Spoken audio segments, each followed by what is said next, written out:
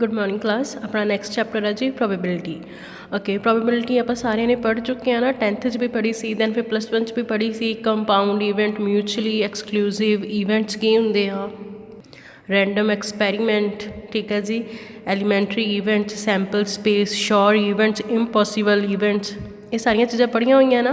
Probability का की मतलब होंदा है चांसिस, मतलब किसी चीज़ नूं होण दी किन्नी क संभावना है जां फिर किन्ने चांसिस है, यही चीज़ पढ़ते आए हैं। ठीक है जी। अपनी प्रोबेबिलिटी का फिर फॉर्मूला की होंदा सीगा जी, जो भी मतलब किसी भी टर्म की प्रोबेबिलिटी फाइंड करनी सी, number of favourable case, number of outcomes ਜਿਹੜੀਆਂ ਆਉਂਦੀਆਂ ਸੀ ਇਹਦੀਆਂ ਆਉਂਦੀਆਂ ਸੀਗੀਆਂ फेवरेबल ਦੀਆਂ। ठीक है जी, जिन्होंने ਆਪਾਂ ਕਹਿ ਦਿੰਦੇ ਸੀ ਟੂ, ਇੱਕ मतलब किसी भी इवेंट ਦੇ ਵਿੱਚੋਂ ਲੈਣੀਆਂ ਆ, ਦੈਨ ਉਹਦੀਆਂ फेवरेबल आइटम्स और total possibilities, total number of possible outcomes. ठीक है जी। प्रोबेबिलिटी का फॉर्मूला की बोलता है कि जी चीज़ आप मतलब फाइंड करनी है favourable case divided by total case. Same जिमें कि आप सैंपल स्पेस ले लेने या फिर ओदी सैंपल स्पेस ले लो तुसी कॉइन टॉस करन दी, ठीक है जी, या फिर तुसी डाइज नू रोल करते हो, वो सारिया चीज़ां हैगियां ना। ठीक है जी। हुण एक नवीं चीज़ की आ रही है, फर्स्ट आ रही है कंडीशनल प्रोबेबिलिटी। फर्स्ट की है जी conditional probability. First of all थानू जो तुसी इहनूं रीड आउट करते हो कंडीशनल प्रोबेबिलिटी, कंडीशनल देख के ही पता चल रहा है या सुन के ही पता चल रहा है कि ये कोई ना कोई कंडीशन अप्लाई होगी, जिहदे विच कंडीशन अप्लाई होंदी है उहनूं की बोल दिंदे आ जी कंडीशनल प्रोबेबिलिटी। देखो, the probability of occurrence of event A given that event B has already occurred is known as a conditional probability. Denote कितना होंदी है जी, it's denoted by P A stroke B. ठीक है जी, जी मेरी कंडीशनल प्रोबेबिलिटी आ denotes होंदी आ probability of A stroke B. इसका फॉर्मूला नोट डाउन करो। फॉर्मूला की बोलता है जी, P probability of A stroke B is equal to P A intersection B divided by probability of B. मतलब जी चीज़ स्ट्रोक तो बाद विच होएगी ना, वही चीज़ डिवाइड होएगी। ठीक है जी। हुण देखो जी आप ऊपर सारी डेफिनेशन लिखी, यदा मतलब की आ कि जी चीज़ आप फाइंड करनी है, मतलब मैं ऑलरेडी देखो चीज़ आप आ वाली चीज़ फाइंड करनी है, पी ए स्ट्रोक बी लिखिया, ए ईवेंट आ जिहड़ा तुसीं ओहदी प्रोबेबिलिटी फाइंड करनी है, जिहड़ा बी ईवेंट आ ओहदी प्रोबेबिलिटी ऑलवेज मतलब ऑलरेडी अकर्ड आ या फिर ऑलरेडी डन आ। ठीक है जी। ए दी प्रोबेबिलिटी तुसीं फाइंड करनी है, be the probability already done हो चुकी आ। ठीक है जी। और जिहड़ी चीज़ स्ट्रोक तो बाद आऊगी ए या बी, उही डिवाइड च भी आऊगी, अपॉन च आ जाऊगी। सपोज तुहाडे कोल आ जांदा है बी स्ट्रोक ए, हुण फॉर्मूला की उपरली तो सेम रहनी है, बी इंटरसैक्शन ए, सेम चीज़ आ जानी है, अपॉन च क्या आना है बी मतलब पी प्रोबेबिलिटी ऑफ ए। ठीक है जी। जिहड़ी चीज़ स्ट्रोक तो बाद आएगी वही अपॉन च जानी है, कंडीशनल का फॉर्मूला। हाँ जी सम देखो, if P A probability of A given A 7/13, P B 9/13, then probability of A intersection B की गिवन है जी 4/13। इवैल्यूएट की करना है फस्ट दे विच प्रोबेबिलिटी ए स्ट्रोक बी। ठीक है जी। सैकेंड की आके ए की प्रोबेबिलिटी गिवन है, बी की गिवन है, फिर यूनीयन गिवन है, इतने इंटरसैक्शन से ना इतने यूनीयन गिवन है, फाइंड की करना A stroke B. First of all A stroke B का हम थानू फॉर्मूला पता ही है कि होंदा है जी, P A intersection B upon P B. First of all चलो फस्ट देखते हैं फॉर्मूला। हम मैंने ये की आ पी ए कितनी गिवन है मेरे को 7/13, पी बी गिवन है जी 9/13, दैन पी ए इंटरसैक्शन कितनी गिवन है 4/13। और मेरा फॉर्मूला की बोलता सीगा पी ए स्ट्रोक बी का P A intersection B divided by P B. ठीक है जी। हुण इंटरसैक्शन की वैल्यू कितनी है 4/13, पी बी की वैल्यू कितनी है 9/13, तो की बन गया जी 4/13 इंटू 13/9, मतलब ऊपर चले जाओगे उल्टा, 13 और 13 कैंसल, मेरे को पी ए स्ट्रोक बी का आंसर कितना आ गया जी 4/9।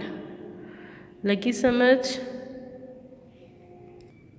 सैकेंड देखो, सैकेंड च भी पी ए गिवन आ 7/13, पी बी गिवन आ 9/13, यूनीअन गिवन आ हुण 12/13। फाइंड की करना आपां ए स्ट्रोक बी।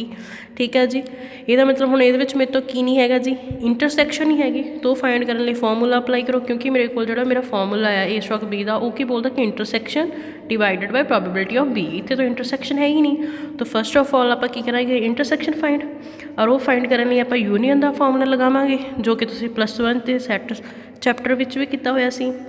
ए यूनीअन बी किहदे कोल हुंदा सी, probability of A plus probability of B minus probability of A intersection B. ठीक है जी, हुण यूनीअन अपने कोल कितना पिया होया 12/13 पुट कर दो, पी ए की वैल्यू कितनी है 7/13 प्लस पी बी की वैल्यू कितनी है 9/13 माइनस पी आ वाली चीज़ फाइंड करनी है, सो एज इट इज़ रहन दो। ठीक है जी, इदा ही हुंदा सीगा। हुण देखो आ वाली चीज़ फाइंड करनी है, माइनस दी दूसरी साइड जाके किहड़ी बन गई प्लस दी, आ वाली टर्म्स एज इट इज़, आ वाली टर्म इधर पॉजिटिव सी, दूसरी साइड जाके किहड़ी बन गई जी नैगेटिव दी। ठीक है जी, हुण इन्हां सारियां दा एलसीएम लै लो, तो कितने बन गए 7 + 9 - 12, तो आंसर कितना आ गया मेरा 4/13। हुण मेरे को इंटरसैक्शन का आंसर कितना आ गया जी 4/13। हुण मैं स्ट्रोक वाला फॉर्मूला लगा के फाइंड कर सकती हाँ पी ए स्ट्रोक बी की सीगा जी, P A intersection B divided by P B. पहलों मेरे को सिर्फ यूनीअन गिवन सी, तो मैंने इंटरसैक्शन चाहिए सी अकॉर्डिंग टू फॉर्मूला, तो फिर आप पहले यूनीअन का फॉर्मूला लगा के इंटरसैक्शन फाइंड कर ली, बाकी चीज़ा तो अपने को गिवन पईयां ही ने। ठीक है जी, चलो हुण इंटरसैक्शन का आंसर कितना आया 4/13, और पी बी का आंसर कितना गिवन है जी 9/13, तो कितना हो गया 4/13 × 13/9 कैंसल, आंसर कितना आ गया 4/9। मतलब पी ए स्ट्रोक बी का भी आंसर कितना आ गया 4/9। लगी समझ, बस ये कि कंडीशन का फॉर्मूला ध्यान नाल समझ लियो, फिर जल्दी ला जूगा अप्लाई करना। ठीक है जी, वैसे ईजी है। आ देखो नैक्सट च भी पहलों आप ए बी तो इंटरसैक्शन वाला कॉन्सैप्ट करी चुके हैं, वाले फॉर्मूला अप्लाई करके, फिर क्या आ गया बी स्ट्रोक ए, तो ही फिर जो बी स्ट्रोक ए आ गया मतलब ए जी स्ट्रोक तो बाद उन्हें ही अपॉन चले जाना। ठीक है जी, नैक्सट क्या आ रहा है, इवैल्यूएट करो P probability of A union B if 2PA = PB = 5/13। ਇਹਦਾ मतलब की हो रहा मेरे को, देखो 2PA PB = 5/13। ठीक है जी, और मैनू एंड होर की दिता होया आ ए स्ट्रोक बी की वैल्यू कितनी गिवन आ 2/5, तो इवैल्यूएट मैं किहनूं करना है पी ए यूनीअन बी नूं। हुण देखो 2PA कितना है जी 5/13, और PB कितना है जी 5/13 अकॉर्डिंग टू गिवन कंडीशन। तो हुण देखो मैं PA कला लेना, तो जो 2 इधर मल्टीप्लाई चा दूसरी साइड जाके की हो जाएगा डिवाइड। ठीक है जी, तो कितना बन गया 5/26। PA की वैल्यू कितनी होगी 5/26, PB की वैल्यू कितनी है 5/13। ठीक है जी, हुण उन्होंने स्ट्रोक दिता है, तो आप फाइंड की करना है union. First of all stroke का फॉर्मूला लगाने आप पी ए स्ट्रोक बी कितना की बना 2 / 5, यही की बना। हम पी ए स्ट्रोक बी का फॉर्मूला की होंगे जी, यदि जगह फॉर्मूला पुट कर दो P A intersection B divided by P B के हो गया फिर 2/5 दे इक्वल। ठीक है जी, P A intersection B P B की वैल्यू कितनी है गिवन 5/13 पुट कर दो जी, इधर कितना आ जाएगा 2/5। ठीक है, हुण इहदा मतलब क्या कि मैं इंटरसैक्शन फाइंड करनी है, इंटरसैक्शन फाइंड करनी है, उहदे नाल की टर्म हो रही है 5/13 डिवाइड हो रहा है, दूसरी साइड जाके उन्हें की हो जाना जी मल्टीप्लाई 5 ना 5 cancel. P A intersection B का आंसर मेरे को फिर कितना आ गया 2/13। इत्थे तक गल समझ लगी, पर गल उन्हें इवैल्यूएट करने की क्या सी यूनीअन नूं। चलो यूनीअन का फॉर्मूला लगा दो पी ए यूनीअन बी की बोलना होंदा P A plus P B minus P A intersection B. हुण P A given already P A कितनी गिवन है जी 5/26, प्लस पी बी कितनी गिवन है जी 5/13 माइनस इंटरसैक्शन आप हुणे फाइंड करके हटे हैं 2/13 ठीक है जी। एलसीएम ले लो सारी टर्म्स का प्लस 10 माइनस 4 तो आंसर कितना हो गया 11/26। उन्होंने की क्या सीगा कि यूनियन नू इवैल्यूएट करो, इवैल्यूएट करके मेरा आंसर कितना आ गया 11/26। ठीक है जी। नैक्सट अपना आ रहा जी इंडिपेंडेंट ईवेंट्स। इंडिपेंडेंट ईवेंट्स किहड़े हुंदे आ, इन्हां नूं नाल की बोल दिंदे आ जी विद रिप्लेसमेंट, जिन्हां दे विच रिप्लेसमेंट की जा सकती है। सपोज आप बोलते हैं कि मेरे को एक बैग आ, ठीक है जी, उहदे विच 2 रैड बॉल्स आ 4 ग्रीन बॉल्स आ, ठीक है जी। हुण मैं की किया विद रिप्लेसमेंट मतलब तुसीं उहदे विचों 1 जां 2 बॉल्स कड्ढणियां आ, तुसीं हुण 1 बॉल कड्ढी, ठीक है, उहदा कलर नोट किया दैन उन्होंने वापस बैग च पाता, ठीक है जी, उन्होंने वापस बैग दे विच पा देना आ कि मतलब कढ़ के साइड ते नहीं रखनी। एक तो हुंदा है कि आप बैग दे विचों मैं बॉल लई आ दैन उन्होंने कढ़ लिया और साइड रखता, ठीक है जी, वो हुंदा विदाउट रिप्लेसमेंट। विद रिप्लेसमेंट मतलब की कि मैं उहदा बॉल का कलर नोट किया, देखी वापस बैग विच रखती कि रिप्लेस कर देनी, ठीक है जी। चलो हुण इहदा मेन फॉर्मूला की हुंदा है, मेन फॉर्मूला देखो कोई भी मेरे को 2 ईवेंट्स होंगे आ ए बी, यही देखते आए हैं इंटरसैक्शन, उन्होंने फॉर्मूला की होंगे A into B, probability of A intersection B is equal to probability of A into probability of B. ये किहड़े होंगे आ जी इंडिपेंडेंट ईवेंट्स, मतलब इन्होंने नाल की बोल देंगे विद रिप्लेसमेंट, ठीक है जी। जे वो इंडिपेंडेंट ईवेंट्स स्टेटमेंट में नहीं भी लिखते, अगर विद रिप्लेसमेंट लिख देंगे इसका मतलब क्या कि इंडिपेंडेंट ईवेंट्स की ही गल करते हैं, ठीक है। हुण देखो यदि एक एग्जाम्पल देख लें हम, इफ पी ए गिवन अपने को 3/5 एंड पी बी गिवन अपने को 1/5, फाइंड की करना आप जी A intersection B if A and B are independent. हुण इंडिपेंडेंट बोलता, ठीक है जी, ਇਹਦਾ मतलब क्या है कि मैंने फॉर्मूला माइंड च आ जाना चाहिए। चलो फॉर्मूला लगाने P A intersection B, P A into P B, P A की वैल्यू कितनी है जी 3/5 इंटू पी बी की वैल्यू 1/5, 3 इंटू 1 3, 5 इंटू 5 25, मतलब पी ए इंटरसैक्शन बी की वैल्यू कितनी आ गई 3/25, ठीक है जी। अगर नॉट इंडिपेंडेंट हो फिर की आ जाना जिदा वाला फॉर्मूला इंडिपेंडेंट का है, ठीक है, नॉट इंडिपेंडेंट का की बन जाऊगा P A intersection B is equal to not equal to, इत्थे इज इक्वल टू इत्थे क्या not is equal to P A into P B, ठीक है जी। तो ध्यान नाल देखना है कि मेरे को इंटरसैक्शन और इधर दोनों साइड मल्टीप्लाई करके आंसर सेम आना चाहिए, ठीक है। अगर नहीं सेम आता या फिर आवला आंसर ये इक्वल नहीं आता या फिर इन्होंने दोनों का मल्टीप्लाई इस आंसर के इक्वल नहीं आती दैन वो की होना इंडिपेंडेंट ईवेंट मतलब नॉट इक्वल। देखो let E and F be events with P की वैल्यू गिवन है, पी एफ की वैल्यू गिवन है, इंटरसैक्शन की वैल्यू गिवन है and E and F independent.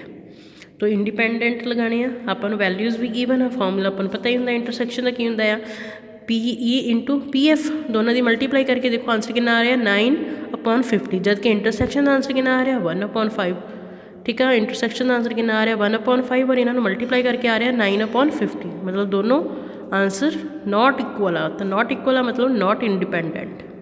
अगर इक्वल होंगे तो डिपेंडेंट हो जाने से इंडिपेंडेंट और नॉट इक्वल है तो नॉट इंडिपेंडेंट।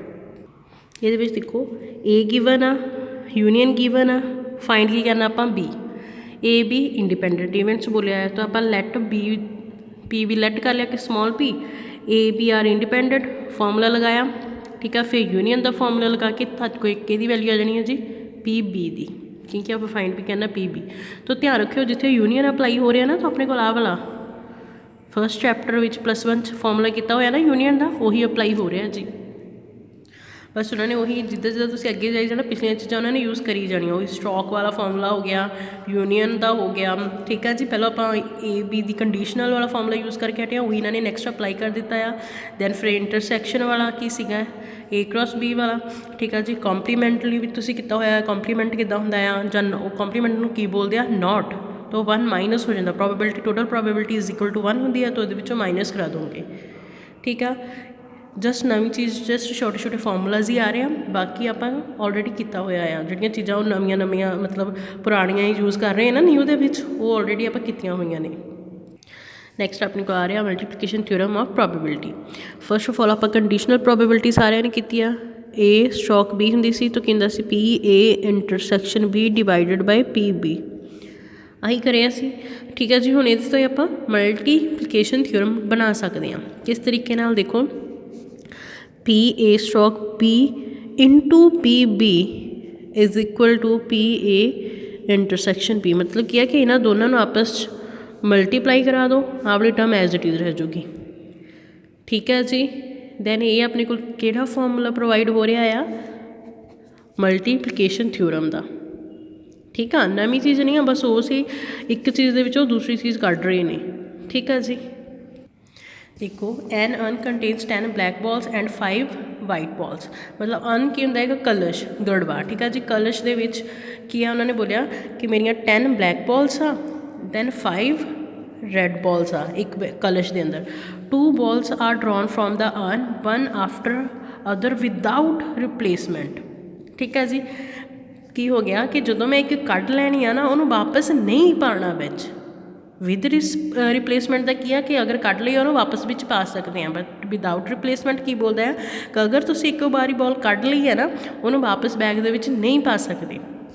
ठीक है जी what is the probability that both balls are black ਜਿਹੜੀਆਂ ਤੁਸੀਂ दोनों बॉल्स ਕੱਢੀਆਂ ਉਹ दोनों ब्लैक ਹੋਣਗੀਆਂ ਇਹਦੀ प्रोबेबिलिटी फाइंड करो first of all number of black balls किनिया मेरे को 10 then number of white balls किनिया सॉरी वाइट बॉल्स किनिया है जी 5 तो टोटल कलश के अंदर किनिया बॉल्स हो गई 15 ठीक है जी हुण आपां की करना है कि एक बॉल कड्ढनी आ फर्स्ट बॉल मतलब एक बॉल कड्ढी फिर आपां दूसरी बॉल कड्ढनी आ without replacement first of all probability of E ठीक है जी नाम दे दियो probability of black ball in first drawn मतलब पहले टाइम जो मैं ब्लैक बॉल कड्ढनी आ ठीक है जी अर्न दे विचों तो कितनी पॉसिबिलिटी आ सकती है कितनियां बॉल्स आ 10 तो फेवरेबल केसेस किन्ने हो गए 10 आउट ऑफ अर्न दे विचों कड्ढनियां और अर्न दे विच कितनियां बॉल्स है जी 15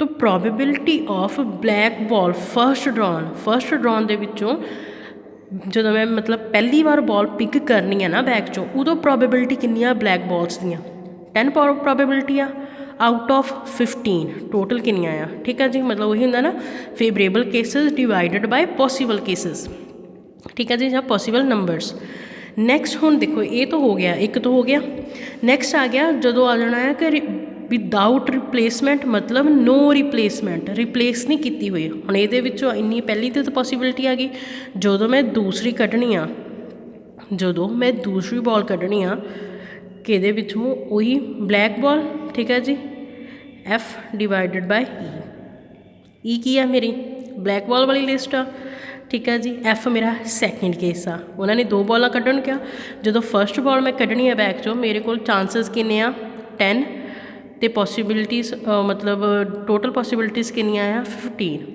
ब्लैक बॉल दियाँ निकल गई हुण जिहड़ी मैं एक ब्लैक बॉल कड्ढी सी ना उहदे विचों अर्न दे विचों उहनूं कड्ढ के मैं साइड ते रखता वापस बैग दे विच नहीं पाई तो हुण बैग च किन्नियां रह गई टोटल पॉसिबिलिटीज़ 14 ठीक है जी और फेवरेबल केस किन्ने रह गए फेवरेबल किहड़े आ ब्लैक बॉल्स दे पहलों किन्ने सी 10 हुण जो पहलों मैं एक बॉल कड्ढ लई आ ब्लैक बॉल वो किन्नियां रह गई फिर जी 9 ठीक है नो रिप्लेसमेंट किन्नियां आ गई 9/14 जो फर्स्ट वाली ड्रॉन सी उदों कितना सी 10/15 तो ये उत्ते आप मल्टीप्लीकेशन थ्योरम अप्लाई कर दें की बोलते हैं E intersection F is equal to P E into P F stroke E तो पी ई की वैल्यू कितनी आई 10/15 F stroke E 9/14 then answer is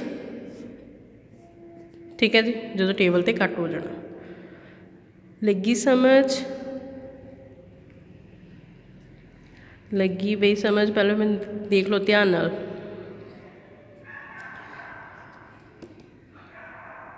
देखो मेरे को उन्होंने की बोलिया कि तुहाडे कोल एक अर्न आ, अर्न दे विच की आ 10 ब्लैक बॉल्स आ, 5 वाइट बॉल्स आ, तो टोटल वो बॉल्स कितनियां हो गई 15। उन्हें की कहा, कहता तुसीं 2 बॉल्स ड्रॉन करने और ध्यान रखना विदाउट रिप्लेसमेंट, ठीक आ, और ध्यान रखना कि जिहड़ियां तुसीं दोनों बॉल्स ड्रॉ कर रहे हो वो ब्लैक आ, वो प्रोबेबिलिटी फाइंड करो। फर्स्ट ऑफ ऑल मैंने पता है कि जो मैं पहली बॉल कड्डी है ना अर्न दे विचों पहली बॉल कड्डी, तो मेरे फेवरेबल केसिस किन्ने आ 10, बिकॉज ब्लैक बॉल किन्नी आ 10 पॉसिबिलिटीज़ आ गई, divided by total number of possibilities कि आ सकदियाँ 15 चों, क्योंकि टोटल किन्ने आ 15। हुण देखो जी एक बॉल मैं ब्लैक कड्डी उन्होंने मैं बाहर रखता, वापस अर्न दे विच नहीं पाई, ठीक है। टोटल दे विचों एक बॉल कड्ढती तो 15 चो एक बॉल कड्ढती, कितनियां बच गई 14। दैन 10 ब्लैक बॉल्स दे विचों एक ब्लैक बॉल कड्ढ ली तो कितनियां बच गई 9, ठीक है जी। तो दैन फिर मेरी जी मल्टीप्लीकेशन थ्योरम आ वो की बोलती आ probability of E into probability of F stroke E, ठीक है जी। फिर वो अप्लाई करके कैंसल करके 3/7 आंसर आ जाना। तो मेन की है कि तुसीं आह चीज़ ध्यान रखनी है फॉर्मूला, ठीक है। नैक्सट देखो 3 cards are drawn successively without replacement, again आ गया without replacement from a pack of 52 well shuffled card, मतलब अपने को 52 कार्ड्स होंगे आ, ठीक है जी। What is the probability that first 2 cards are kings and third card drawn is an ace. ਉਹਦੇ ਵਿੱਚੋਂ ਜਿਹੜੇ ਪਹਿਲੇ 2 कार्ड्स मैं ਕੱਢੇ ਆ ਉਹ ਕਿਹੜੇ ਆ ਕਿੰਗਸ ਦੇ ਆ, ਔਰ ਜਿਹੜਾ ਥਰਡ ਕਾਰਡ ਕੱਢੂੰਗੀ ਉਹ ਇਹਦਾ ਏਸ ਦਾ, कि ਇਹਦੀ ਪ੍ਰੋਬੇबिलिटी फाइंड करनी है कि अपने ਜਿਹੜੇ मैं 2 पहले ਕੱਢੇ ਆ ਉਹ किंग ही होणगे और थर्ड एस होएगा।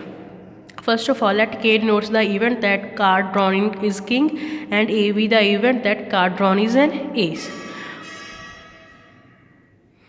हुण सब नूं पता आ, सारे बच्चों नूं पता आ, ठीक है जी, कि 52 कार्ड्स होंदे आ टोटल, आ गए टोटल, ठीक है जी। टोटल प्रोबेबिलिटी दैन उहदे विचों फेवरेबल केसिस किहड़े आ किंग्स दे, और किंग्स किन्ने होंदे आ 4। तो मेरा फर्स्ट के की है डिनोट किया होया, ठीक है जी। प्रोबेबिलिटी ऑफ के मतलब probability of king, first king. तो टोटल पॉसिबिलिटी कितनी आ सकती है favourable cases divided by total possibility, 4 king 52 cards done. उन्हें की बोलिया बच्चों सैकेंड कार्ड, एक कार्ड विदाउट रिप्लेसमेंट, मतलब मैं हुण 52 कार्ड्स दे विचों एक कार्ड किंग वाला कढ़ के बाहर रखता, तो टोटल कार्ड किन्ने बच गए 51 बचे। हुण उन्हां दे विचों भी एक तो किंग वाला मैं बाहर रखता सीगा, तो 4 किंग वाले सी, उन्हां चों एक किंग दा बाहर रखता, तो बाकी किन्ने बच गए किंग दे 3। लगी समझ? दैन नैक्सट आ रहा एस, ठीक है जी। आप डबल चीज़ कड्डी आ, डबल पहलों किहड़े कड्डे आ किंग दे, तो फिर किहड़ा कड्ढना एस का कार्ड। और इधरों देखो जो मैं हुण पहला किंग का कड्ढिया तो 51 रह गया, फिर मैं दूसरा भी किंग का कढ़ के बाहर रखता, तो किन्ने रह गए सिर्फ 50 दे विचों 52 दे विचों 2 तो किंग दे मैं बाहर कढ़ के रखते, तो मैं तो बच किन्ने गए जस्ट 50। हुण गल हो रही है एस कार्ड भी किन्ने हुंदे आ 4, तो 4 डिवाइडेड बाय 50 मतलब कि favourable divided by total outcomes. Then आप की अप्लाई कर देनी मल्टीप्लीकेशन थ्योरम, ठीक है जी। दैन उन्होंने सारे आपस के मल्टीप्लाई करवा देना कि किन्ने थोड़े कार्ड निकल जाएंगे और किनिया पॉसिबिलिटीज़ हो सकती हैं, ठीक है। बस ये है कि थोड़ा ध्यान नाल करना पैना कि 1 बाय 1 तुसी वो चीज़ एक चीज़ को कढ़िया उन्होंने वापस बिच नहीं पाना। जो उन्हें बोलता ना विदाउट रिप्लेसमेंट, मतलब एक बारी चीज़ कढ़ती है ना उन्होंने बाहर रख दो, तो दूसरी बार आ जानी है, जो दूसरी भी बाहर रख दो फिर तीसरी, मतलब वो एक घटी जाना है। जो विद रिप्लेसमेंट आ फिर कोई प्रॉब्लम नहीं है, फिर सेम आंसर आने हैं, क्योंकि आप एक गड्डी वापस पाती, एक गड्डी वापस पाती, ठीक है। नैक्सट अपने को थ्योरम आती है जी बेस थ्योरम, ठीक है। हुण आप इन्हूं तुहानूं एग्जाम्पल लैके समझाने हैं, ठीक है। तो इसका मैथड होता है एक बार नोट कर लो, आवला होंदा है। देखो बेस थ्योरम कहना की चाहती है, ठीक है। सपोज मेरे को 3 बैग आ, ठीक है जी। First bag, second bag, third bag. हुण फर्स्ट दे विच 4 रैड बॉल्स आ, ठीक है जी, 6 ब्लैक बॉल्स आ। सैकेंड दे विच 2 रैड बॉल्स आ, 2 ब्लैक बॉल्स आ। थर्ड बैग दे विच 5 रैड बॉल्स आ, दैन 6 ਜਾਂ 7 रख लो ਜਾਂ 8 रख लो, कुछ भी रख लो, ब्लैक बॉल्स आ। ठीक है, हुण उन्हें मैनूं की बोलिया कि क्वेश्चन च क्या प्रोबेबिलिटी फाइंड करो रैड बॉल दी कि वो थर्ड बैग दे विचों निकलिया होया आ। थर्ड बैग दे विचों रैड बॉल कड्ढण दी प्रोबेबिलिटी कितनी आ। टोटल पॉसिबिलिटीज़ कितनियां हो गई ये टोटल बॉल्स कितनियां है 12। ठीक है जी। दैन थर्ड बैग चो रैड बॉल के कितने केसेस आ फेवरेबल 5। तो आंसर कितना आ गया जी मेरा 5/12। इन्नी गल समझ लगी। वो की कहते हैं कि थर्ड बैग दे विचों रैड बॉल कड्ढण दी प्रोबेबिलिटी कितनी आ 5/12। लगी समझ। हुण देखो एक तो चलो ये तो सिंपल आ। हुण जिहड़ी मेन बेस थ्योरम बोलदी आ उन्हें की बोलिया कि मेरी आह वाली चीज़ होंगी ऑलरेडी अक्कड़। ठीक है जी, स्ट्रोक तो बाद वाली। हुण उन्होंने की बोलिया कि मेरे को रैड बॉल आ मेरे हत्थ विच रैड बॉल आ इन्हां सारियां दे विचों। हुण ओहदी प्रोबेबिलिटी फाइंड करो कि वो तुसीं थर्ड बैग दे विचों कड्ढी होई आ। मेरे को रैड बॉल आ वो कहते हुण ओहदी प्रोबेबिलिटी फाइंड करो कि वो तुसीं थर्ड बैग चों कड्ढी होई आ। ठीक है, तो किद्दां कर सकते हैं। हुण तुसीं इहनूं इद्दां कहोगे कि हाँ जी आ इधर लिखा आया तो इहनूं उल्टा कर दो तो इहनूं भी उल्टा कर दो। नो, गलत है, उल्टा नहीं करना। तो ध्यान नाल समझो। ठीक है, फर्स्ट की आ आपां नाम दे दिंदे आ E1 E2 E3। ठीक है जी, E1 E2 E3। ठीक है, तो फॉर्मूला बस ध्यान नाल देखना है कि फॉर्मूला की लग जूगा। अपना स्ट्रोक का फॉर्मूला फिर की होंदा है A intersection E1 divided by PA। Conditional probability का फॉर्मूला यही पढ़ के आए सी। ठीक है जी। हुण जिहड़ी PA आ ਉਹਦੇ अंदर की आ जाना P probability of E1 into probability of A stroke E1 उल्टा कर देना plus probability of E2 second bag into probability of A stroke E2। ठीक है जी, plus up to so on N तक जा सकता है। ठीक है जी, आह जी मेरी PA है ना वो N तक फॉर्मूला वह जा सकता है कि PN into PA stroke N। ठीक है, इन्नी गल समझ लगी। हुणे मैं PA की वैल्यू कड्ढी तो वही PA की वैल्यू जो मेरे को सारिया वैल्यूज़ निकल गई ना फिर आप वो इत्थे पुट कर सकते हैं PA की जगह पर। ठीक है, और इसी PA नूं भी की बोलते हैं टोटल प्रोबेबिलिटी। एक तो इन्हूं टोटल प्रोबेबिलिटी बोल देंगे आ और दूसरा जिहड़ा जो ये पुट हो जाए ना तो ये मेरे को किहड़ी टर्म बन जाती है फिर कंडीशनल दे विच PA की वैल्यूज़। मतलब देखो आ देखो आप PA हुणे कढ़ के हटे हैं ना, मतलब एक तो आ लिखा सी फॉर्मूला दैन फिर जो PA सीगा वो PE1 into PA stroke E1 plus PE2 into PA stroke E2 up to N तक टर्म चल जानियां। हुण इन्हां सारियां टर्म्स का की हो रहा है सम ही हो रहा। तो सम का मतलब की होंदा है एस्टिमेशन। ठीक है जी, PEJ और A स्ट्रोक AJ मतलब J is equal to 1 PA का निकल गया। बायस थ्योरम से बस यही आ कि जी स्ट्रोक वाली टर्म आप वाला फॉर्मूला पढ़िया है आप आही चीज़ पढ़ी हुई है ना मल्टीप्लीकेशन कंडीशनल दैन फिर उत्ते की रूल अप्लाई कर देना है।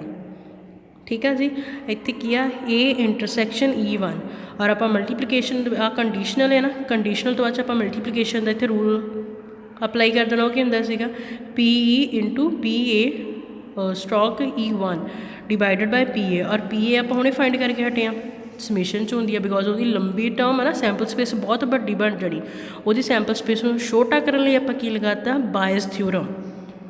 देखो कंडीशनल प्रोबेबिलिटी का फॉर्मूला मल्टीप्लीकेशन प्रोबेबिलिटी का फॉर्मूला। ठीक है जी, हुण बायस थ्योरम का किदा फॉर्मूला आप बना सकते हैं कंडीशनल ते अप्लाई करके। कंडीशनल मेरी आ चीज़ बोलती है। ठीक है जी, हुण फस्ट ऑफ ऑल मैं इत्थे की रखन लगी हाँ उन्होंने EI का लिया है ना तो EI ले लेने upon A PA intersection EI upon PA। ठीक है जी, EI P की जगह पर आप EI अप्लाई कर रहे हैं। हुण इंटरसैक्शन पहले तो मैं कंडीशनल लिखती दैन आ गया मल्टीप्लीकेशन इंटरसैक्शन कहते इक्वल आ दिस तो इत्थे फिर मैं इंटरसैक्शन की जगह पर आ चीज़ पुट कर सकती हाँ बिकॉज सेम ही है ना। तो पुट करो कि बन जाना PEI into PA stroke EI divided by PA और PA आप इत्थे सारी टर्म्स का समेशन किया सी तो चुक के आप इत्थे पुट कर देना और ये सारा फॉर्मूला मेरा कि निकल जाना जी बायस थ्योरम का।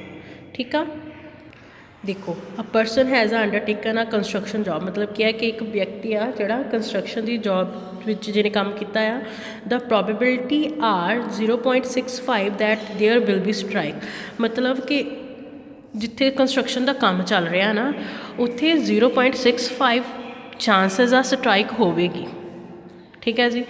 0.80 that the construction job will be completed on time if there is no strike. उन्होंने की किया अगर उत्थे स्ट्राइक नहीं होंगी दैन फिर जो कंस्ट्रक्शन का काम आ ना उन्होंने कंप्लीट होने लिए कितने chances 0.80 and 0.32 that the construction job will be completed on time if there is a strike.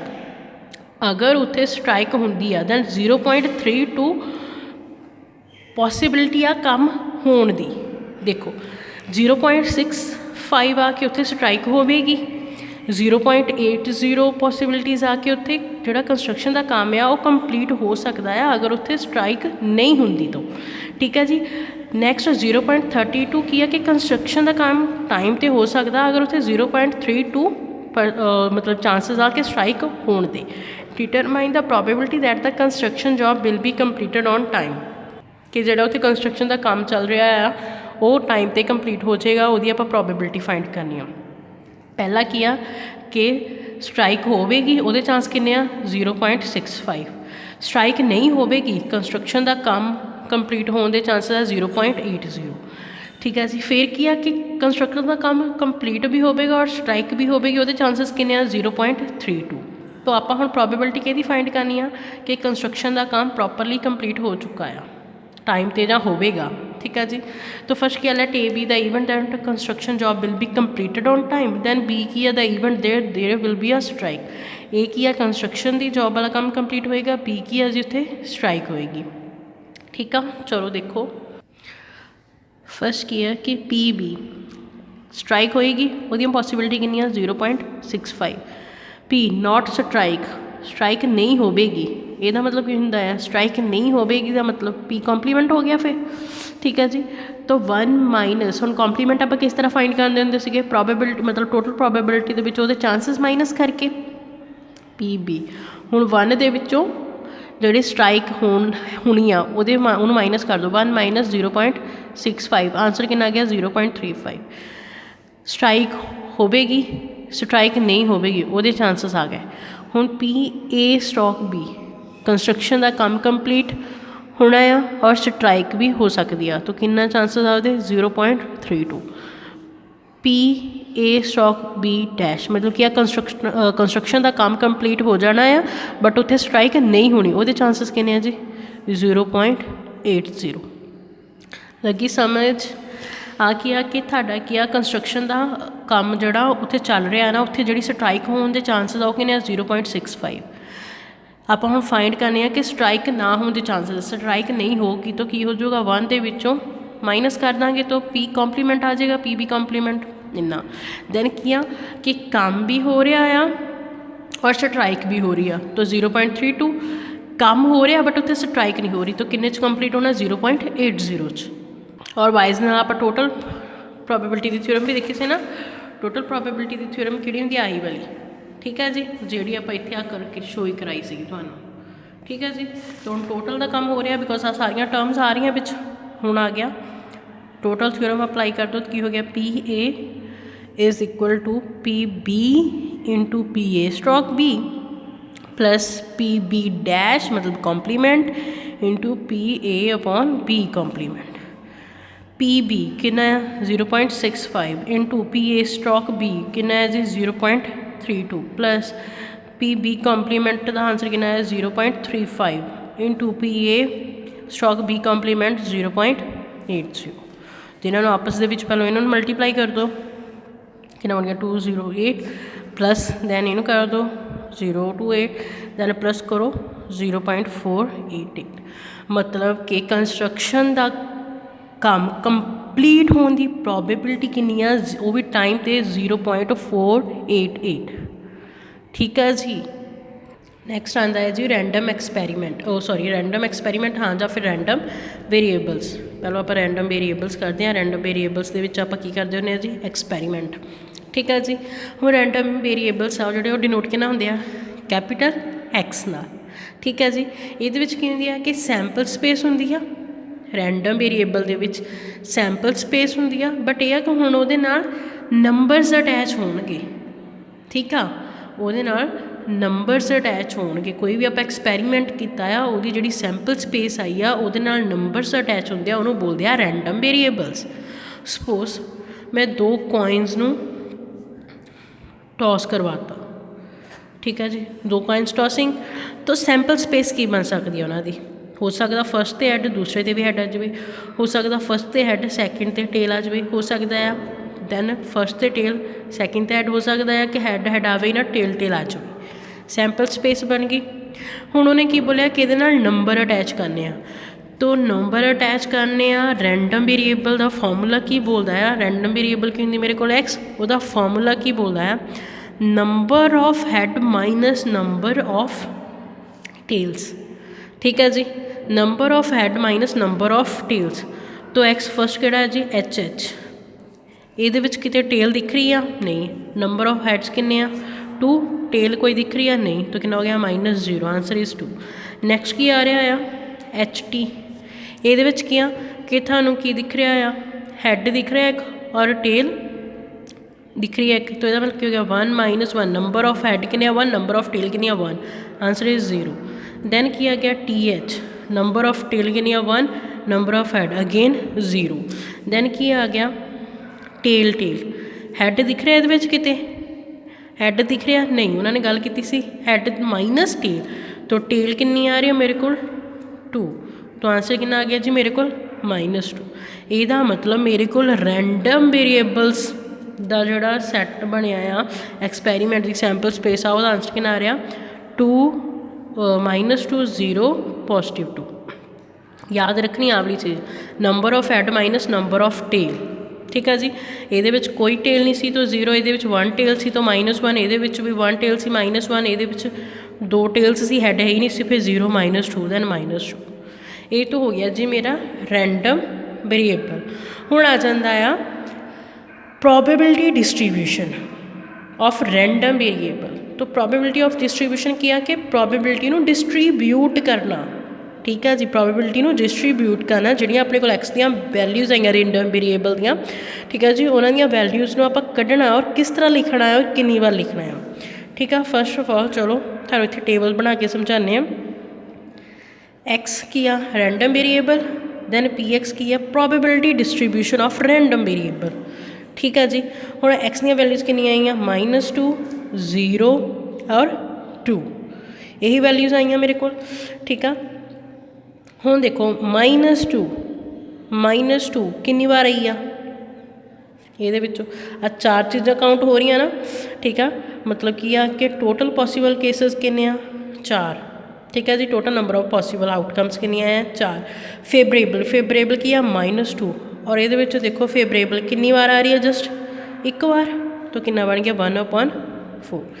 Second ਆ ਰਿਹਾ ਆ 0, ਤਾਂ ਕਿੰਨੇ 'ਚੋਂ ਆ ਰਿਹਾ? ਅਗੇਨ 4 'ਚੋਂ ਹੀ। ਤਾਂ 0 ਕਿੰਨੀ ਵਾਰ ਆ ਰਿਹਾ? 2 ਟਾਈਮ। ਫੇਵਰੇਬਲ ਕਿੰਨੇ ਹੋ ਗਿਆ? 2। ਨੈਕਸਟ ਕਿੰਨਾ ਆ ਰਿਹਾ? 2। ਤਾਂ 2 ਵੀ ਟੋਟਲ ਪੋਸੀਬਿਲਿਟੀਜ਼ 4, ਦੈਨ 2 ਕਿੰਨੀ ਵਾਰ ਆ ਰਿਹਾ? Just 1 time. ਠੀਕ ਹੈ ਜੀ, ਇਹ ਹੁੰਦੀ ਆ ਪ੍ਰੋਬੇਬਿਲਿਟੀ ਡਿਸਟਰੀਬਿਊਸ਼ਨ। ਠੀਕ ਹੈ ਜੀ। ਔਰ 2 ਗੱਲਾਂ ਆਲਵੇਜ਼ ਧਿਆਨ ਰੱਖਣੀਆਂ ਆ ਕਿ ਜਿਹੜੀ ਮਤਲਬ P ਆ, ਇਹਨੂੰ PI ਕਹਿ ਦਿਓ, ਕਿਉਂਕਿ P1 P2 P3 up to so on ਤੁਸੀਂ ਲੈ ਜਾਂਦੇ ਹੋ, ਤਾਂ ਆਪਾਂ ਲੈ ਲਿਆ PI। ਇਹ ਆਲਵੇਜ਼ ਕਿਹਦੇ ਵਿੱਚ ਲਾਈ ਕਰੂਗੀ? 0 ਤੋਂ ਲੈ ਕੇ ਜਸਟ 1 ਤੱਕ। ਪ੍ਰੋਬੇਬਿਲਿਟੀ ਲਾਈ ਕਰੂਗੀ 0 ਤੋਂ ਲੈ ਕੇ ਆਲਵੇਜ਼ 1 ਤੱਕ। ਤਾਂ ਜਿਹੜੀ ਤੁਹਾਡੀ P ਆ, ਮਤਲਬ P1 + P2 + P3 + P4 up to so on, ਉਹਦਾ ਆਂਸਰ ਆਲਵੇਜ਼ ਕਿਹਦੇ ਕੋਲ ਆਉਣਾ ਚਾਹੀਦਾ? 1 ਦੇ ਕੋਲ। ਤਾਂ ਆਹ ਦੇਖੋ P1 ਮੇਰੇ ਕੋਲ ਕਿੰਨਾ ਆ ਰਿਹਾ? 1/4। P2 ਕਿੰਨਾ ਆ ਰਿਹਾ? 2/4। ਦੈਨ P3 ਕਿੰਨਾ ਆ ਰਿਹਾ? ਅਗੇਨ 1/4। ਤਾਂ ਪ੍ਰੋਬੇਬਿਲਿਟੀ ਕਰਕੇ ਦੇਖ ਲਓ, 1 ਆਉਣੀ ਚਾਹੀਦੀ ਆ। 4 1 + 2 + 1, ਆਂਸਰ ਕਿੰਨਾ ਹੋ ਗਿਆ? 4 / 4 = ਕੱਟ ਕੇ 1। ਅਤੇ ਇਹਦਾ ਮਤਲਬ ਆਹ ਦੋਨੋਂ ਕੇਸਿਸ ਮੇਰੇ ਸਹੀ ਆ ਕਿ ਜਿਹੜੀ ਤੁਹਾਡੀ ਪ੍ਰੋਬੇਬਿਲ ਡਿਸਟਰੀਬਿਊਸ਼ਨ ਆਫ ਪ੍ਰੋਬੇਬਿਲਿਟੀ ਆ, ਜਦੋਂ ਉਹਦੀਆਂ ਤੁਸੀਂ PIs ਨੂੰ ਪਲੱਸ ਕਰੋਗੇ, ਆਲਵੇਜ਼ ਆਂਸਰ ਕਿਹੜਾ ਆਉਣਾ ਚਾਹੀਦਾ ਤੁਹਾਡੇ ਕੋਲ? 1। ਠੀਕ ਹੈ ਜੀ, ਇਹ ਹੋ ਗਿਆ ਰੈਂਡਮ ਐਕਸਪੈਰੀਮੈਂਟ। ਠੀਕ ਹੈ ਜੀ। ਦੈਨ ਪ੍ਰੋਬੇਬਿਲਿਟੀ ਆਫ ਡਿਸਟਰੀਬਿਊਸ਼ਨ, ਉਹੀ ਰੈਂਡਮ ਵੇਰੀਏਬਲਸ ਦੇ ਵਿੱਚੋਂ ਕਿੱਦਾਂ ਕੱਢਣੀ ਆ ਤੁਸੀਂ। ਕੋਈ ਵੀ ਆਪਾਂ ਐਕਸਪੈਰੀਮੈਂਟ ਕੀਤਾ ਟੌਸ ਕਰਨ ਦਾ, ਦੈਨ ਉਹਦੇ ਵਿੱਚੋਂ ਆਪਾਂ ਰੈਂਡਮ ਵੇਰੀਏਬਲਸ ਦੀਆਂ ਵੈਲਿਊਜ਼ ਲੈ ਲਈਆਂ, ਫਿਰ ਉਹਦੇ ਵਿੱਚੋਂ ਆਪਾਂ ਪ੍ਰੋਬੇਬਿਲਿਟੀ ਆਫ ਡਿਸਟਰੀਬਿਊਸ਼ਨ ਫਾਈਂਡ ਕਰਤੀ। देखो example, a bag contains 2 white ball and one red balls, one ball is drawn at random and then put into the bag after its noting colour. मतलब की है कि मेरे को एक bag आ जिहदे विच 2 वाइट बॉल्स आ, 1 रैड बॉल आ, मैं एक बॉल पिक की उहदे विचों रैंडमली उहदा कलर नोट किया, दैन उहनूं वापस बैग दे विच पाता। The process is repeated again, process वापस रिपीट हो गई। If X denotes the number of red balls recorded the 2 draws describe X. मतलब की है कि हुण मैं रैंडम वेरीएबल्स इन्हां दे विचों कड्ढणे आ कि वो रैड बॉल्स दे होणगे। फस्ट ऑफ ऑल मेरे को सैंपल स्पेस किहड़ी बनूगी, पहले तो मेरे को की आ 1 white ball, second white ball और थर्ड की आ रैड बॉल, वो जिहड़ी सिर्फ एक आ। ठीक है जी, हुण की सैंपल स्पेस देखो कि मैं बैग चों पहली बॉल कड्ढी, वो मेरे को वाइट 1 निकल गई, दैन दूसरी कड्ढी वाइट 1 निकल गई। फिर हो सकता है जो मैं पहली बार कड्ढी वाइट 1 निकल गई, दूसरी बार कड्ढी वाइट 2 निकल गई। हो सकता है पहली बार वाइट 2 निकल गई, दूसरी च भी वाइट 2 निकल गई। अगेन वाइट 2 वाइट 1 फिर आर निकल गई वाइट 2 दे नाल, सैकेंड जो कड्ढी आर निकल गई। आर पहलों जो मैं पहलों बैग चुकी रैंडमली वो आर निकल गई, मतलब रैड वाली निकल गई। फिर जो मैं कड्ढी वाइट 1 वाली निकल गई, फिर कड्ढी मैं रैड वाली निकल गई, फिर वो कड्ढी तो वाइट वाली निकल गई। हो सकता मैं पहलों कड्ढी रैंडमली वो रैड निकले, उन्होंने वापस विच पाता, दोबारा जो मैं कड्ढी वापस फिर रैड निकल जाए। ठीक है जी, ये सैंपल स्पेस बनी। ठीक है जी, हुण number of red balls omega की आ कि एस नूं डिनोट करता है, मतलब नंबर ऑफ रैड बॉल्स। चलो हुण तुहानूं आपां डिस्ट्रीब्यूशन मतलब रैंडम वेरीएबल्स किस तरह कड्ढी दे, तो पहले दस्से सीगे ना, तो किद्दां आ। हुण इहदे विच देखो किते भी तुहानूं रैड बॉल दिख रही है, नो, गल इत्थे सिर्फ उन्हें रैड बॉल्स के नंबर्स की कीती आ, तो इत्थे तो है ही नहीं जीरो, रैड बॉल है नहीं, यदा मतलब जीरो जीरो अगेन जीरो, सारी टर्म्स कि आ गई जीरो के। हुण इधर आओ, इतने रैड बॉल दिख रही है, yes 1 time 1 time 1 time 1 time, तो ये सारिया कि आ गई 1 दे। इत्थे कितनी रैड बॉल्स 2, तो मेरे को number of x random variables कितनी आ जाएंगे वैल्यूज़ 0 1 2, मतलब ये कोई बॉल नहीं आई रैड की 0, ये 1 बॉल आई रैड की 1, दैन ये 2 बॉल आई रैड की तो 2। ठीक है जी, हुण अगेन ये जो तुसीं फाइंड करना है, जो एक्स है ये की एक्स की वैल्यूज़ 1 और 2 दित्तियां, फस्ट एक्स को 1 मल्टीप्लाई करो की बन जाना K1, फिर ये 2 की वैल्यू पुट कर दो 2K, ये भी 5 माइनस एक्स आ, तो एक्स की वैल्यू 3 पुट करो, 5 माइनस 3 2K, दैन फिर तो 4 पुट करो, 5 माइनस 4 1K। ठीक है जी, तो थानू ईजिली फिर ये वैल्यूज़ मिल जानियां जिहड़ियां आईयां आ। तो उन्होंने सारिਆਂ ਨੂੰ ਉਹੀ आ कि उन्हें की बोलिया है कि पहलों फाइंड करनी K की वैल्यू, दैन फिर तुसीं देखना कि प्रोबेबिलिटी फाइंड करनी है least 2 hours, exactly 2 hour at most 2 hours. जो लीस्ट 2 आवर्स का तो की हो जाना ग्रेटर दैन इक्वल टू 2, तो ग्रेटर दैन इक्वल टू 2 तुहाडे कोल किहड़ियां वैल्यूज़ आ रही हैं 2 इक्वल 3 ग्रेटर 4 ग्रेटर अप्लाई, फिर क्या आना एग्जैक्टली 2, तो एग्जैक्टली 2 मतलब जस्ट 2 नाल ही काम करना। फिर आ जाना एट मोस्ट, मतलब कि एट मोस्ट की कि लैस दैन और इक्वल टू 2, तो 2 तो आऊगा ही, लैस दैन की 1 भी उतों 0 भी। ठीक है, बस ये है कि थोड़ा अप्लाई करके देखियो, ध्यान नाल हो जानी, क्योंकि आ जो सारे इदा दे एटलीस्ट एग्जैक्टली मोस्ट ये आप +1 पढ़े हुए सी। ठीक है, नवी चीज़ इतने थानू बस किया कि कंडीशनल अप्लाई कर दिता है, कंडीशनल हो गई आ, रैंडम वेरीएबल का थोड़ा जिहा ट्विस्ट आ गया आ। ठीक है जी, मल्टीप्लीकेशन का ट्विस्ट आ गया है, बायस थ्योरम हो गई आ। बस ये है कि सारियां एक दूजी तो ही थ्योरम च बन रही ने, बस आ तुसीं ध्यान नाल पुट करते जाना। और जी नोटिस करने वाला काम है ना कि हाँ आंदे विचों एक बॉल कढ़ ली आ, नोट की दैन वापस नहीं पानी, फिर वो किनियां रह जानियां, सेम चीज़ा। ठीक है, इन्हों नोट करियो, ध्यान करियो, ईजी आ, बहुत जल्दी सम निकलती है इन्हों की। ठीक है जी, अगर किसी सम च प्रॉब्लम आऊगी तो पूछ लियो।